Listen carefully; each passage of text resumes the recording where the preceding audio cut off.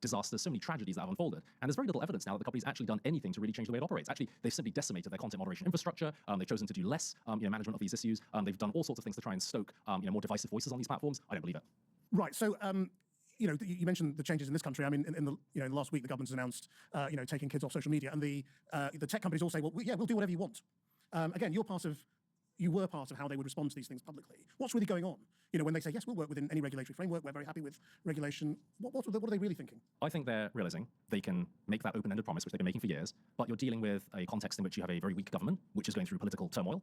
You're dealing with nations that are at the mercy of a US administration that has become intertwined with the interests of Silicon Valley and will go to bat for the interests of Silicon Valley. We've got an online safety bill. It took years to pass it. It established a whole content moderation infrastructure at Ofcom. Why is it that we have the scale of problems that we're facing? Because, in fact, the system is not really being enforced. Because, in fact, the US administration essentially threatened massive reprisals on the UK and other nations who would actually try to moderate the voices, the platforms that Washington cares about. And so we're at the subject of a whole geopolitical agenda coming from Washington. If you're a tech company, all you've got to do is keep mouthing the same platitudes and know it is very unlikely that decision makers are truly going to summon the political will to actually transform this agenda and take on Washington. How have they gone about persuading the political establishment that they are, well, first of all, they're not responsible for the content that is on. They're not like TV stations where we are responsible for what we broadcast. They are somehow not. And that they are in some way sort of too big to really change, to really regulate, that you can't change the algorithm. Is all that sort of true? Or is it just a sort of a myth that they have managed to persuade politicians of, that politicians are basically powerless when it comes to the internet? So I definitely don't believe politicians are powerless when it comes to the internet. I think politicians have made huge mistakes, of course. The online safety bill was deeply problematic in lots of ways. It thought about solving these problems purely or mainly in terms of what those platforms could do to tinker with their algorithmic machinery. There are things that the companies should be doing which they're not, clearly are failures of the companies. But if you truly want to turn off that tidal wave of disinformation, if you want to deal with the massive reservoir of hate that is bubbling up within societies, we've got to have a much more holistic agenda to tackle that. There is a reason that there are millions of people prepared to believe disinformation in the first place, who are so angry that they support nationalist and far-right movements. There is very little concerted effort or political leadership which is truly working to remove those sources of hatred. And so, in a way, the tech companies have been in a position where they can actually rightly say, you're not doing the work it takes to turn off that reservoir of hate, but it also has been an environment in which they have evaded their own responsibilities. Yes, I mean, they've managed to put it on us, haven't they? I mean, if you talk to any of these tech companies, they will say, well, we've got lots of tools that you can use to filter your content, to turn off stuff that you don't want, to protect your children. We've done our bit.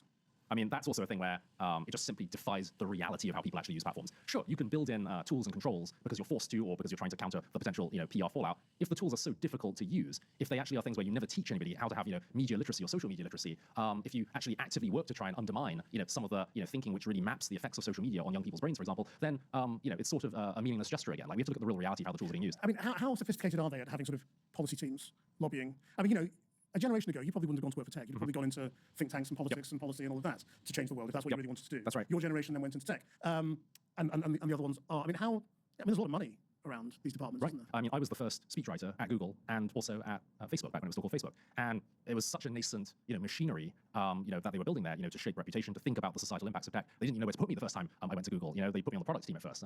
They just thought they'd jam me onto a random organization. And so, yeah, these are companies which, I often think because the 21st century in a connected world has unfolded so quickly, we often forget how young these firms are. In the space of just, a couple of decades, they have built, a level of influence and infrastructure and products that have achieved a scale we have never seen in history. The fact that, SpaceX, which obviously just went public in the last few days, there's a company there which is accounting for about 90% of the entire orbital launches in the world.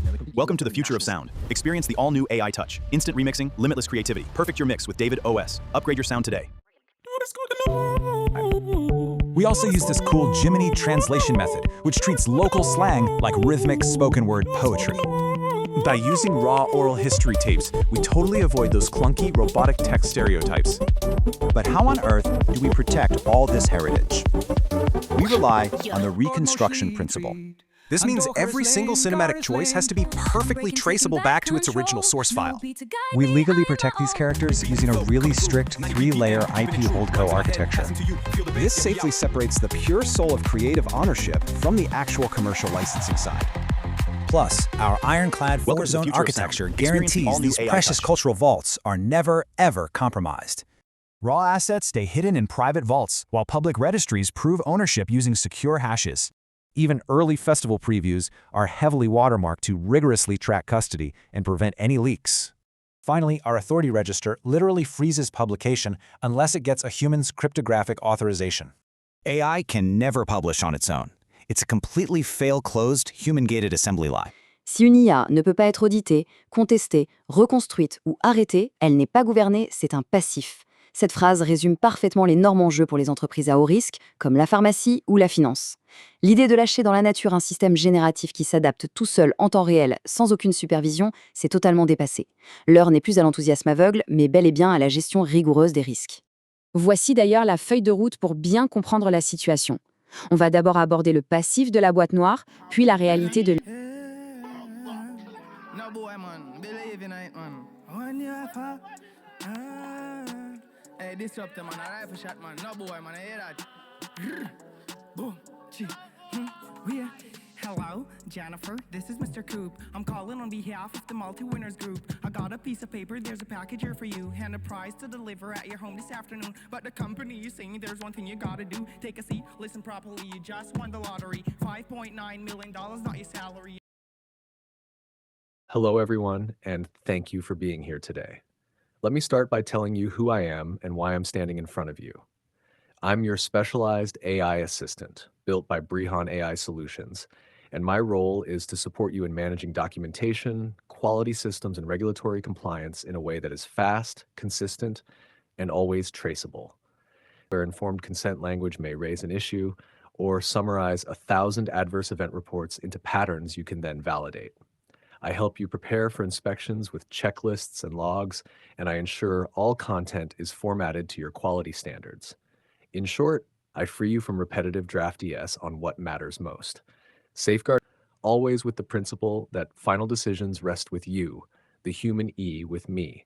Using structured role-based prompts, you'll get maximum value, and together we'll make regulatory intelligence a proactive strength rather than a constant fire drill. That's who I am and how I fit into your work.